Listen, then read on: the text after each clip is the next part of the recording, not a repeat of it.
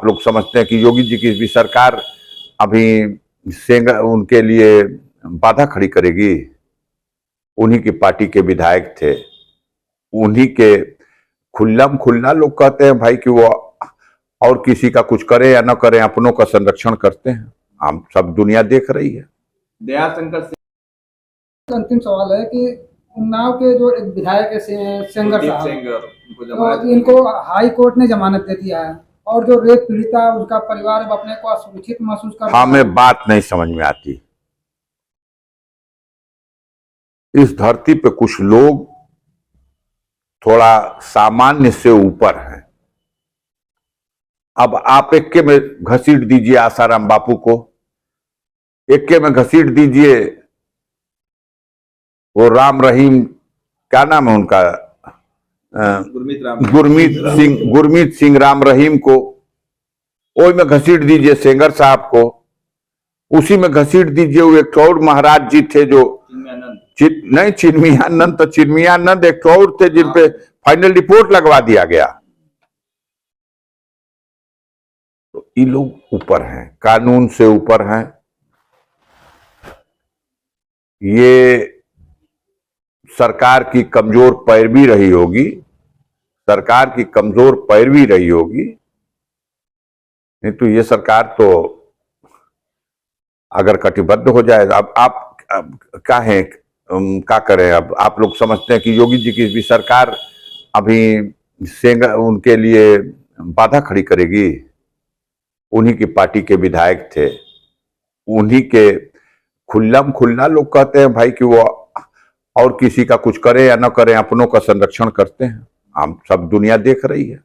दयाशंकर सिंह योगी सरकार में मंत्री हैं। दयाशंकर सिंह योगी सरकार में मंत्री हैं, वो कह रहे हैं कि अब न्याय मिला है। कुलदीप सिंह सेंगर को न्याय मतलब जमानत मिलने पर वो कह रहे न्याय मिला है, बहुत देर के बाद न्याय मिला है, जबकि वो दोषी है रेप के। उनके फादर का डेथ हुआ, मरवाया गया। आप बताओ पहले, दोषी न्यायालय ने ठहराया ना, दोष सिद्धि का निर्णय किसी न्यायालय का है ना, उससे बड़ा होगा मंत्री,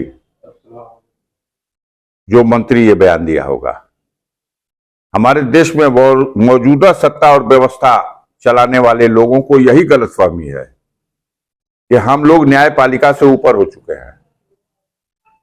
जिसको न्यायपालिका निर्दोष घोषित कर देगी उसको ये दोषी कह सकते हैं, और जिसको न्यायपालिका दोषी सिद्ध कर देगी उसको ये निर्दोष कह देंगे।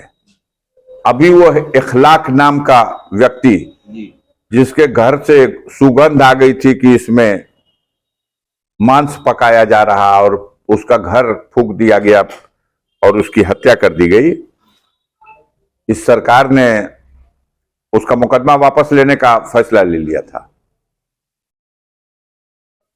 माननीय न्यायालय में दरखास्त पड़ गई है अभियोजन की तरफ से कि सरकार ने मुकदमा वापस लेने का फैसला ले लिया है। और कल ही मैं खबर पढ़ रहा था, माननीय न्यायालय ने इसे अस्वीकार कर दिया है कि यह हत्या का मामला है, यह मुकदमा चलेगा। लेकिन देखो, इस सरकार में बैठे हुए जो लोग हैं उनकी मानसिकता यही है कि इन लोगों के ऊपर जितना मुकदमा है उसका कोई ट्रायल नहीं होगा, और दूसरे के ऊपर मुकदमा नहीं भी है तो झूठा मुकदमा बना करके उसका कोर्ट में ट्रायल करा के कोर्ट के माध्यम से उसको दंडित कराना है। लेकिन बेटी बचाओ बेटी पढ़ाओ का नारा देते हैं, महिला सम्मान की बात करते हैं। वो रेप पीड़िता जो है उन्नों की, वो इंडिया गेट पर धरना देने को बैठी, वहां से पुलिस ने उठा दिया। प्रधानमंत्री गृह मंत्री से मिलने का गुहार उससे भी मिलने नहीं दिया, वो जान को खतरा बता रही है।